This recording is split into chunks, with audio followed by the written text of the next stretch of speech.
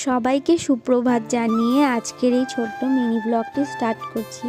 তো প্রথমেই ঘুম থেকে উঠে বিছানাপত্র সব গুছিয়ে নিলাম। আর তোমরা তো দেখলেই বাইরে কিন্তু বেশ কুয়াশা পড়েছে, মনে হয় না আজকে আর রোদ উঠবে।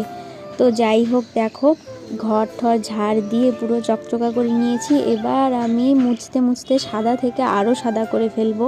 এই আমরা যারা হাউস ওয়াইফ তাদের যতই ঠান্ডা হোক, রোদ হোক, বৃষ্টি হোক, নিত্যদিনের কাজ তো নিত্যদিন করতেই হবে। যাই হোক, তারপরে আমি স্নান করে পুজো দিয়ে চলে গেছি রান্নাঘরে চা করতে। একটু দুধ চা করে নিচ্ছিলাম। আর এই যে দেখতে পাচ্ছ লাড্ডু, এটা কিন্তু হনুমান ঠাকুরের প্রসাদ। সেটা নিয়েই আমি দোতলায় যাচ্ছিলাম, কারণ আমি খাবো আর রান্না করব। রান্নাবাড়ি শেষ করার পরে দেখছি রোদ উঠেছে, তো অনেক জামা কাপড় ধুয়ে কেচে দিয়ে লাঞ্চ করে আমিও একটু ছাদে চলে গেলাম রোদ তাপাতে। এই শীতে রোদ তাপাতে কিন্তু ভীষণ ভালো লাগে। আজ তবে আসি, ব্লগটা ভালো লাগলে একটা লাইক করে দিও। Thanks for watching.